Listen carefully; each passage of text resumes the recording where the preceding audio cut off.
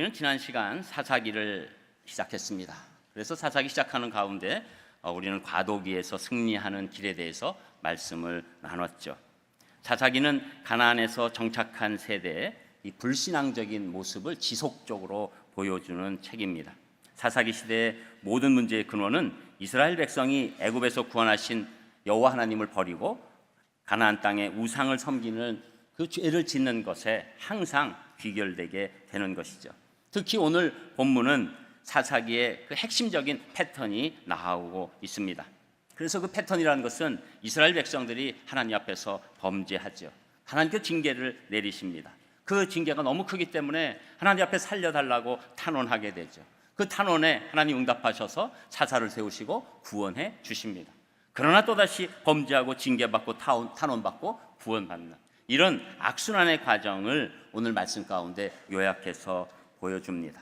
여호수아가 죽은 후부터 사울이 왕이 될 때까지 무려 350년 정도 되는 이 사사의 시대 가운데서 이런 사이클을 7번 이상이나 반복하고 있죠. 여러분, 우리 인간의 죄성이 그렇게 깊은 것입니다. 이러한 전형적인 모습 속에서 우리는 오히려 다음 세대를 위해서 교훈을 4가지로 받을 수가 있습니다. 첫 번째 교훈은 신앙의 본은 저절로 되지 않고 가르쳐야 한다는 것인데, 여러분 읽으셨지만 16절 17절에 그 말씀이 나옵니다. 우리 16절 17절 한 목소리로 같이 읽겠습니다. 16절 시작. 여호와께서 사사들을 세우사 노략자의 손에서 그들을 구원하게 하셨으나 그들이 그 사사들에게도 순종하지 아니하고 오히려 다른 신들을 따라가 음행하며 그들에게 절하고 여호와의 명령을 순종하던 그들의 조상들이 행하던 길에서 속히 치우쳐 떠나서 그와 같이 행하지 아니하였더라. 아멘. 출애굽 1세대는 애굽에서 태어난 세대입니다. 그리고 하나님의 역사로 이 엄청난 홍해를 가르고 나왔죠. 그리고 출애굽 2세대는 애굽에서 나올 때 20살 이하이거나 광야에서 태어난 세대입니다. 그래서 출애굽 1세대, 2세대는 온갖 역경 속에서도 하나님을 의지하는 법을 배웠지요. 그리고 신실하고 경건한 모세와 여호수아의 인도 따라서 하나님의 말씀대로 순종하면서 이제 가나안 정복을 거의 다 이뤄가고 있는 중입니다. 3세대는 이 3세대, 이 가나안 세대라고 얘기할 수 있는데, 이 물질적으로 풍요하고 그리고 나름대로 잘 모든 것들이 돌아갔고 전쟁도 별로 없고 평화로운 시대에 가나안에서 태어난 그 세대를 말하고 있는 것이죠. 아버지 세대가 하나님을 믿고 섬기면서 힘들게 가나안 땅을 정복했지만 이 가나안 세대는 하나님이 이스라엘 백성에게 베푼 그 복을 복으로 여기지 않고 당연히 주어진 것으로 생각하는 사람들이 많았습니다. 여러분, 이상한 일 아닙니까? 이 윗세대가 이렇게 좋은 믿음의 본이 있었는데 왜 이들은 그 본을 따라가지 못했을까요? 왜 그렇게 됐을까요? 그것은 모세와 여호수아 시대의 사람들이 보고 경험했던 하나님의 놀라운 은혜의 사역들을 이 앞선 세대가 다음 세대에게 교육하지 않았기 때문입니다. 그러니까 이 신앙의 본이 우리 생각에는 나만 그렇게 살면 자동으로 될 것 같지만 교육이란 요소가 분명히 필요하다. 그것이 너무너무 중요하다. 오늘 그 말씀을 해주고 있는 것이죠.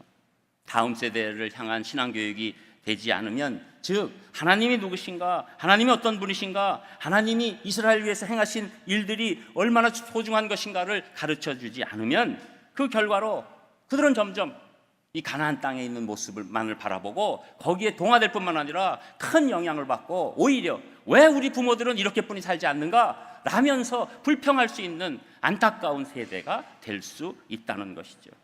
그래서 우리는 이 다음 세대를 향한 이 신앙교육이 절절히 필요한 것입니다.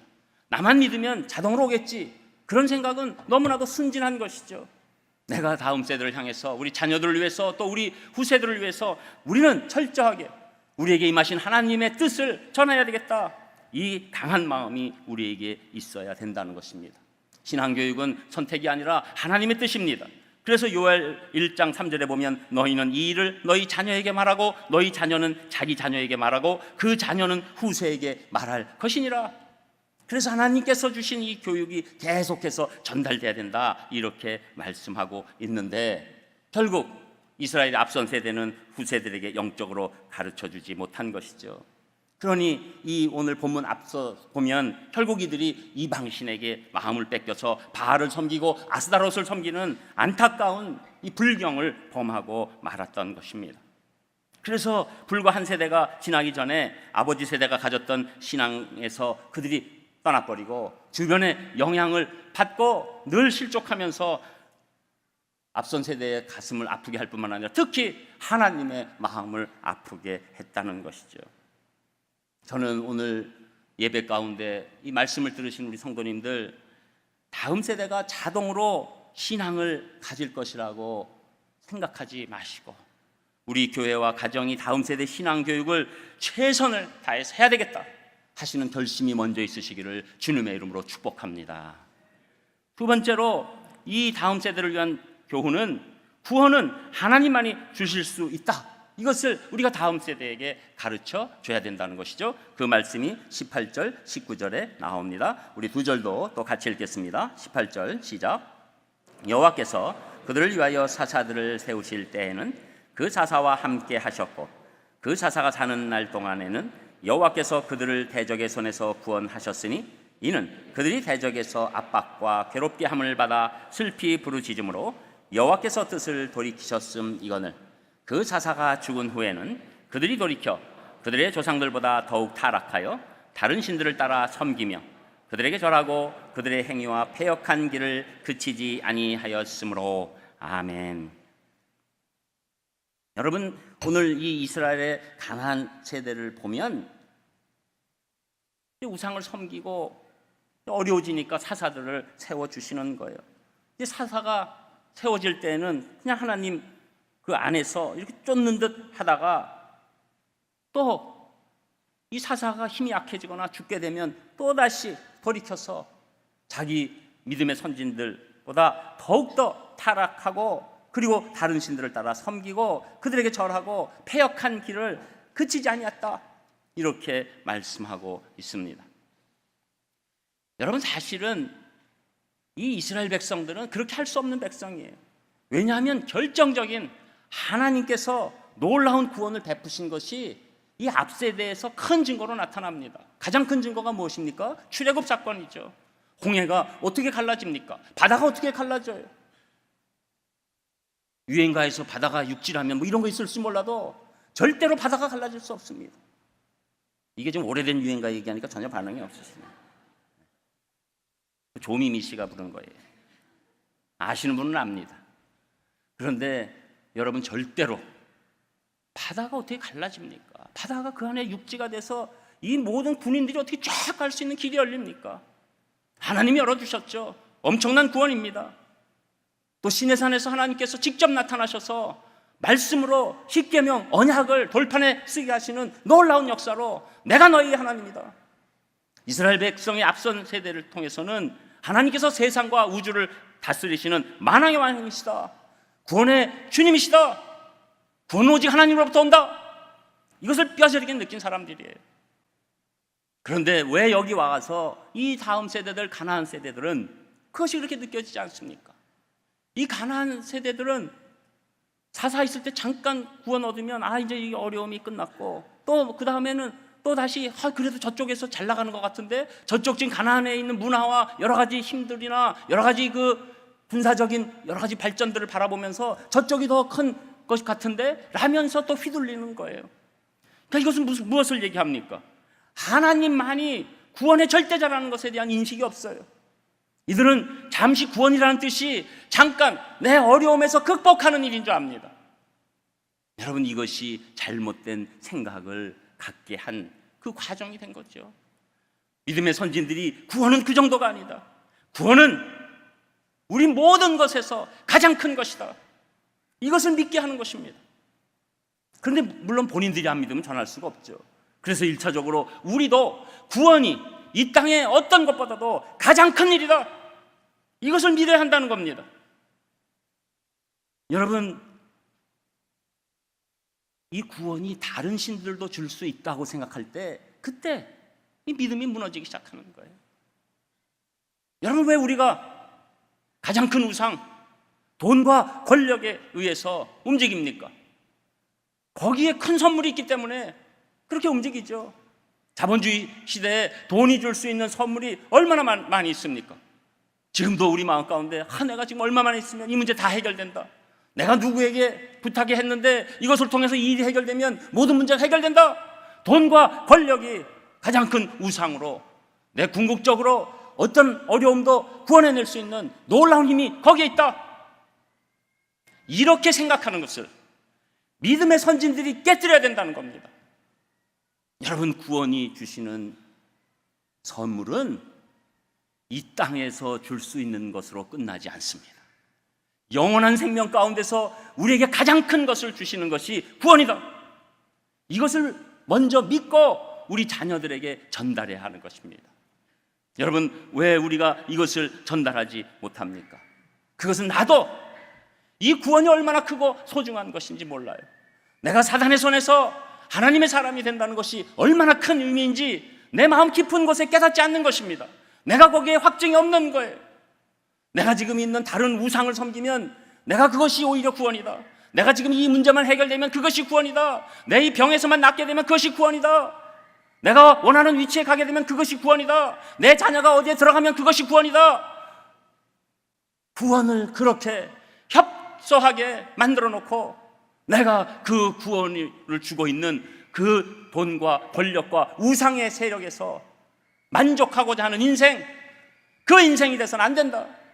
여러분, 그것은 구원을 진짜로 체험하지 않은 사람은 절대로 전할 수가 없는 것입니다. 구원이라는 것은, 이것은 세상이 알 수 없는 하나님만이 택한 사람에게 주시는 놀라운 역사, 그것이 내 가장 큰 것이고 가장 큰 기쁨이고 가장 큰 자랑이고 가장 큰 자존감이고 나를 살리는 놀라운 것이다. 이것을 체험한 사람만이 구원을 다음 세대에게 전하게 되는 것입니다. 그렇기 때문에 지금 이 사사시대에 믿음의 선배들이 잘못한 것은 이 구원이 얼마나 절절한 것인지 전달해 주지 않았다는 거예요. 그래서 사도행전 4장 12절에 이것이 예수님으로부터, 예수님만이 구원이시라는 것으로 확장되게 되는데, 그 말씀은 이렇게 됩니다. 다른 이로서는 구원을 받을 수 없나니 천하 사람 중에 구원을 받을 만한 다른 이름을 우리에게 주신 일이 없습니다. 여러분, 그러기 때문에 우리가 신앙생활 한다는 것은 모든 구원은 예수 그리스도로부터 오는 것입니다. 그리고 그것밖에 우리의 길은 없습니다. 그렇게 고백하는 거예요. 그리고 구원은 이 세상에서 가질 수 있는 어떤 것보다도 가장 소중한 것이다. 이것은 절대로 빼앗기면 안 된다. 이것은 어떤 것이 다 없을지라도 내 구원만은 뺏길 수 없다. 내 자녀들의 구원만은 뺏길 수 없다. 이것이 우리 인생을 끌고 가는 하나님께서 가장 큰 메시지라는 것을 믿어야 된다는 것입니다. 저는 여러분들이 우선 구원은 하나님만 주실 수 있는 유일한 선물이라는 것을 믿으시고 자녀들과 우리 후세들에게 전달하시는 귀한 분들 되시기를 주님의 이름으로 축복합니다. 그리고 세 번째로는 말씀을 듣는 것이 인생에서 가장 큰 능력이라는 것을 우리 다음 세대에게 가르쳐야 된다고 말씀하는데, 그 말씀이 20절, 21절에 나옵니다. 우리 20절, 21절도 같이 읽겠습니다. 시작. 여호와께서 이스라엘에게 진노하여 이르시되 이 백성이 내가 그들의 조상들에게 명령한 언약을 어기고 나의 목소리를 순종하지 아니하였은즉 나도 여호와가 죽을 때 남겨둔 이방 민족들을 다시는 그들 앞에서 하나도 쫓아내지 아니하리니. 아멘. 하나님께서 이렇게 사사들을 보내고 이들에게 온전한 길로 가라고 그렇게 노력하고 계셔도 결국 듣지 않기 때문에 이스라엘에게 진노하면서 이르시되, 말씀하시는 거예요. 이 백성이 내가 그들의 조상들에게 명령한 언약을 어기고, 이 말씀의 집약적인 게 언약이죠. 그 말씀을 어기고 나의 목소리를 순종하지 않았다. 전 성경에 청종하지 않았다, 듣지 않았다, 이렇게 얘기하는 것이죠. 결국은 이스라엘의 이 지금 가나안 세대들의 결정적인 어려움은 하나님의 말씀을 듣지 않았기 때문에 거기서 이런 일이 일어났다고 말씀하는 것이죠. 하나님의 목소리를 듣지도 않으니 순종할 수도 없는 것이죠. 여러분, 하나님의 말씀은 듣는 것부터 시작합니다. 그래서 신명기 6장에 이스라엘아 들으라, 이것이 히브리어로 쉐마라는 뜻 가운데서 계속적으로 자기들 자녀들에게 반복하라는 하나님의 말씀을 주시는데, 특별히 신명기 6장 6절에서 7절에 보면 오늘날 내가 네게 명하는 이 말씀을 너는 마음에 새기고 내 자녀에게 부지런히 가르치며 집에 앉았을 때이든지 길에 행할 때이든지 누웠을 때이든지 일어날 때이든지 이 말씀을 강론할 것이며. 강론은 뭐죠? 계속 얘기하는데 여러분 젊은 세대가 잘 듣나요? 안 듣죠. 그런데 계속 강론해요. 흘려서라도 들으라는 거예요. 지나치듯이 들으라는 거예요. 여러분, 어떤 분들은 우리가 주일학교 이렇게 애들 보내면 거기서 뭐 1시간 정도 이렇게 저렇게 뭐 율동도 하다가 또 뭐 말씀도 듣다 그게 뭐 효과가 있을까? 그렇게 생각하는 분들이 있는데, 여러분 흘러가는 과정 가운데 듣는 것, 이것이 하나님의 말씀의 능력이 되는 것입니다. 여러분, 우리가 지금 유신고 창영고 가운데 체프를 지원할 때 그 학생들이 이렇게 가만 보면 야, 이렇게도 지원을 해야 되나? 이런 생각이 들어요. 완전 기절, 한쪽에서는 기절초풍, 한쪽에서는 딴짓, 한쪽에서는 조금 잘하면 공부, 그리고 좀 듣는 듯 하는 거 일부. 이래서 될까?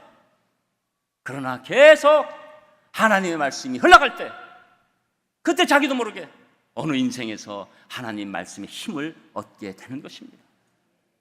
여러분, 어떤 분들은 주일날 이렇게 왔다 갔다 하고 또 그 배우자의 협박에 못 이겨서 오시는 분도 있고, 뭐 여러 가지 케이스가 있을 수 있습니다. 또 부모님의 유언 가운데 있으니까 최소한 이거는 하나 드려야지, 내가 청개구리가 될 수는 없지 해가지고 내가 쓰러지는 한이 있더라도 가서 앉는다, 그 대신에 좀 늦게 간다, 뭐 이렇게 해서 오시는 분도 있고, 뭐 또 이렇게 저렇게 뭐 얘기 듣는데 또 주변에 있는데 교회가 보이니까 그래도 또 한번 가보자 뭐 해서 오는 분도 있고, 그러다 보니까 뭐 졸면서 찬송하면서 또 가끔 또 얘기 들었다가 웃으면 일어났다가 막 이러면서 하니까 그냥 그렇게 지겹지도 않고, 그러면서 들면 알며 할 수가 있어요. 그런데 그 들면 알며가 엄청난 하나님의 능력이 되는 거예요. 어느 날 갑자기 내 귀가 열리는 거예요. 하나님이 나를 직접적으로, 단체적으로가 아니라 나를 구체적으로, 오늘 귀재철 집사님 기도 가운데서도 1대1로 만나는 하나님이 나에게 찾아오시는 겁니다. 왜? 날아다니는 것 같은 말씀인데도 내 귀에 들려져 있기 때문입니다. 그래서 나는 1년, 2년, 3년 그냥 온 것 같지만 그 가운데 하나님께서 나에게 계속적으로 하시는 말씀이 어느 순간에 들리게 되는 것이죠.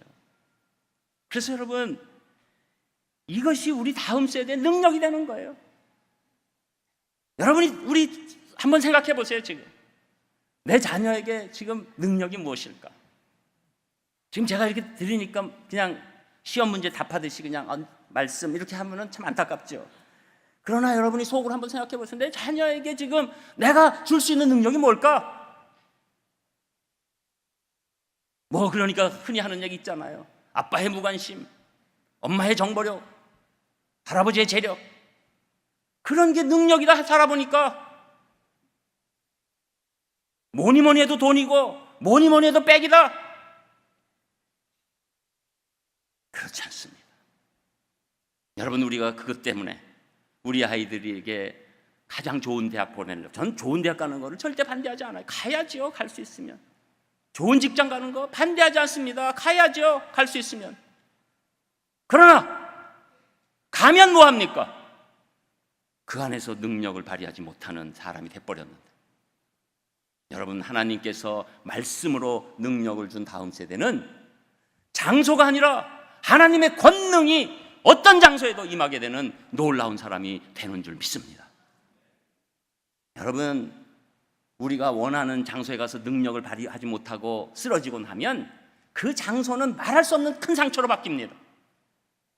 그러나 아무 곳에 가도 하나님의 능력을 발휘할 때, 그때 그 다음 세대는 놀라운 하나님의 일을 감당하게 되는 것이죠.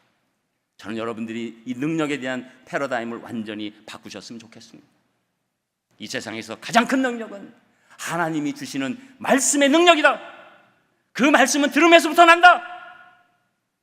그래서 로마서 10장 17절에 보면 그러므로 믿음은 들음에서 나며 들음은 그리스도의 말씀으로 말미암았느니라. 이것이 우리 자녀에게 가장 줄 선물이에요.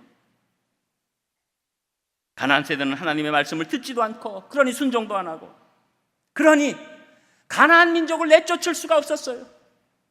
또 그런 모습을 보고 하나님이 너희들이 절대로 가나안 민족 내쫓지 못하게 그냥 있게 내가 하겠다. 여러분, 어떤 때는 우리가 말씀을 순종하고 듣는 말씀에 따라서 걸어가면 하나님이 미리 해놓으시는 일도 많아요. 하나님이 미리 사람을 움직이십니다. 미리 환경을 움직이십니다. 우리 그걸 뭐라고 합니까? 은혜라고 얘기하는 것이죠. 그래서 에베소서에서도 구원이 가장 큰 선물이다. 구원은 하나님의 선물이다. 이렇게 말씀하고 있는 거죠. 그리고 히브리서 5장 13절에 보면 이는 젖을 먹는 자마다 어린아이니 의의 말씀을 경험하지 못한 자요. 의의 말씀을 듣고 경험하지 못하면 어린아이라는 거예요. 능력이 없다는 거예요. 어린아이가 이 나쁜 의미로서는 능력이 없는 거죠. 좋을 때야 순진한 거지만, 여러분, 우리 어린아이라도 하나님의 말씀이 임하기 시작하면 그 아이에게 능력이 임하는 줄 믿습니다. 여러분, 우리가 나도 믿고 이것을 가르쳐야 돼요. 내가 먼저 체험하고 우리 자녀들에게 가르쳐야 합니다.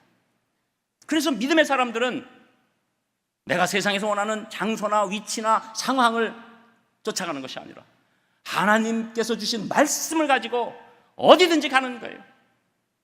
미래를 두려워하는 것이 아닙니다. 믿음이 없는 사람들이 장소 따지고 날 따지고 그러는 거예요.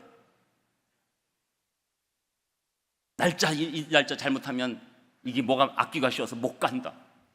그러다가 그날 다 뭉쳐가지고 비싼 돈 주고 안타깝게 엄청난 안타까운 이사를 하는 겁니다. 믿음으로, 말씀으로 나가기 시작하면 오히려 그 어려운 상황이 하나님의 능력으로 열리게 되는 줄 믿습니다. 저는 여러분들과 자녀들과 우리 교회 다음 세대들이 하나님의 말씀을 들음으로 놀라운 복이 임하시기를 주님의 이름으로 축복합니다. 여러분, 우리 지금 잠수함 때문에 특히 이 원자력 잠수함 이런 얘기 했는데, 잠수함 자체가 항해를 하는 것 보면 잠수함 사실 소리를 듣고 항해해요. 이게 무슨 얘기냐면 잠수함은 수천 개의 감지기가 보내는 그 음향 데이터를 분석해서 그 음향의 안내를 통해서 전진하는 거예요. 여러분, 우리 인생은 하나님의 말씀으로 들음으로 말미암아 우리의 인생의 모든 방향성이 정해지고 그 힘으로 나아가는 줄 믿습니다.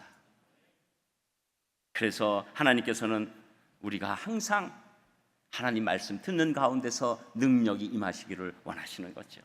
그리고 여러분이 그 능력으로 인생에서 승리하기를 원하시는 겁니다.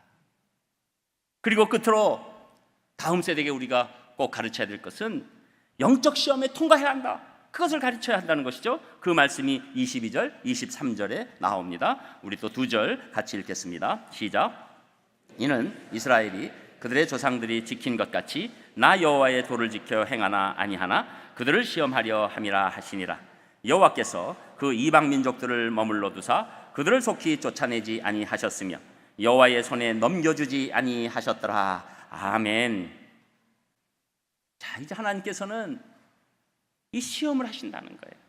그래서 이스라엘이 그들의 조상이 지킨 것 같이 하나님의 도를 지켜 행하나 안 하나 그들에게 시험을 주신다는 거예요. 여러분, 우리 성경, 이 한국어 성경에는 이 시험이라는 단어가 이렇게 그냥 구분되지 않고 혼용되어 있어서 어떤 때 우리가 읽기가 어려울 때가 있어요.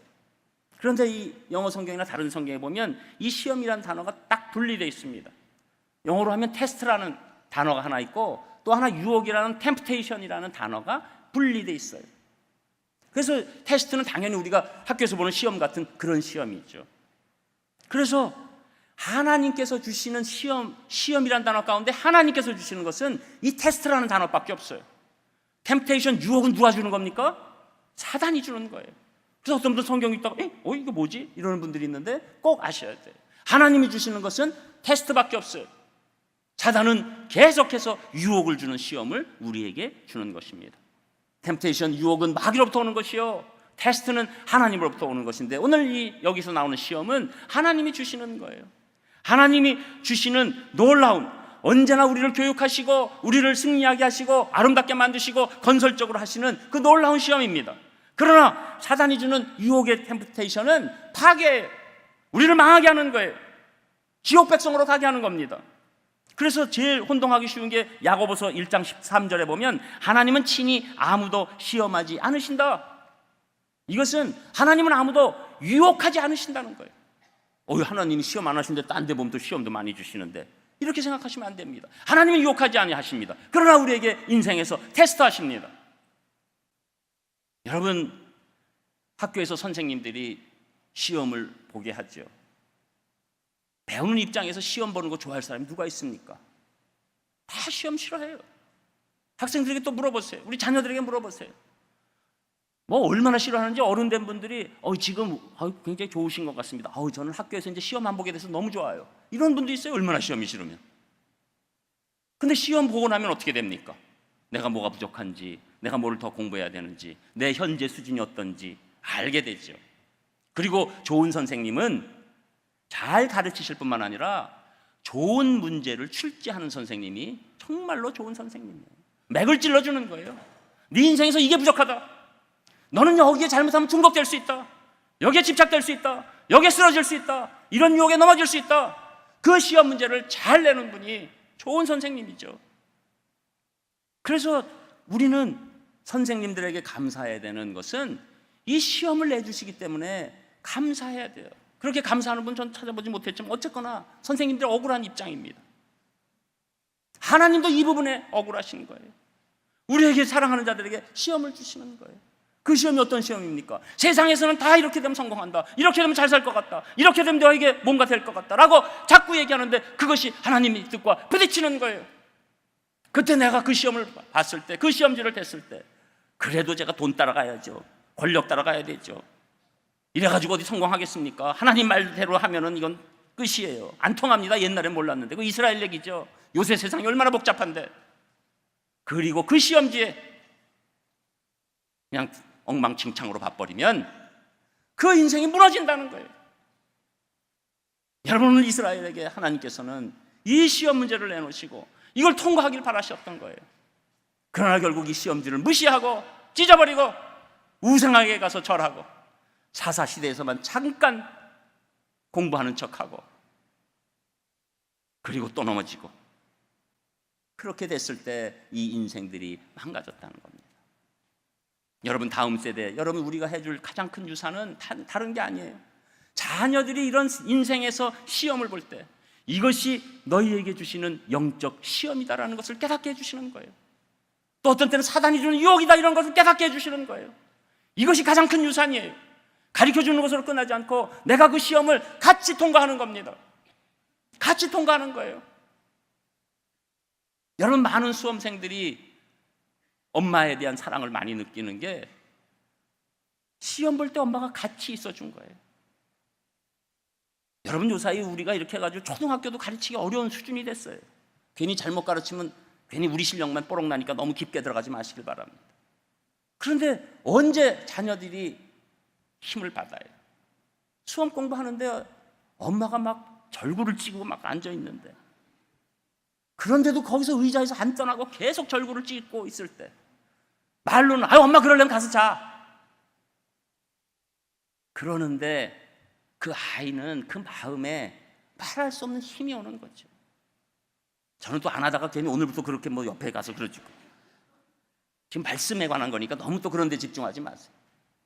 여러분, 우리가 영적으로 어려움이 딱 왔을 때 이게 시험이다, 유혹이다 가르쳐주는 것만 해도 얼마나 부모가 대단한 일을 하는지 모릅니다. 여러분, 우리 자녀들에게 하나님의 테스트가 오면 네가 이걸 통과해야 돼. 엄마랑 같이 통과하자, 아빠랑 같이 통과하자. 이것은 사단이 주는 유혹이야. 이것은 하나님이 주신 너를 더 성장하기 위한 놀라운 영양소야, 비료야. 쓰러지면 안 돼, 같이 가자. 이랬을 때 하나님께서 다음 세대를 책임져 주시고 놀라운 세대로 만들어 주시는 줄 믿습니다. 그래서 우리가 이 영적 시험에 다음 세대와 같이 통과해야 되는 놀라운 일이 있어야 되는 것이죠. 저는 여러분들이 정말로 다음 세대를 향해서 우리가 해야 될 것을 해주시는 놀라운 하나님의 교육이 있으시기를 주님의 이름으로 축복합니다. 1850년 콜체스터의 영국의 한 학교에서 일어난 일입니다. 이날은 폭풍우가 매우 심하게 몰아치던 날이었는데 이날 교회 학교의 한 선생님이 날씨가 나쁜데도 교회에 미리 가서 이 폭풍우를 뚫고 학생들에게 복음을 증거하기 위해서 열심히 준비하고 미리 가 있습니다. 잠시 후에 17명의 학생들이 왔고 이 교사는 열정을 다해서 복음을 전했습니다. 그날 한 학생이 회개를 하고 그리스도를 영접하게 됐는데 그가 1800년대 후반에 영국에서 가장 영향력 있는 설교가인 찰스 스펄전 목사님이었습니다. 그날 그 선생님이 폭풍우 분다고 교회 못 간다고 했으면 찰스 스펄전이라는 인물은 나오지 않았을 것입니다. 여러분, 우리는 세상에서 최고의 사람을 만드는 것이 아니라 하나님이 가장 기뻐하시는 놀라운 인물을 만들어내는 교회요, 가정이요, 부모인 줄 믿습니다. 저는 여러분들이 그런 부모님들, 그런 우리 교회 되기를 주님의 이름으로 축원합니다. 기도하겠습니다. 하나님 감사드립니다. 우리가 다음 세대를 맡고 또 우리도 그 믿음 가운데서 여기까지 오게 해주셨사오니 하나님께서 허락하신 그 신앙의 교육을 잘 감당하고 또 우리 마음판에 주신 그 의미를 끝까지 잘 새겨듣고 나아갈 수 있도록 인도하여 주시옵소서. 예수님 이름으로 기도합니다. 아멘. 단 한 가지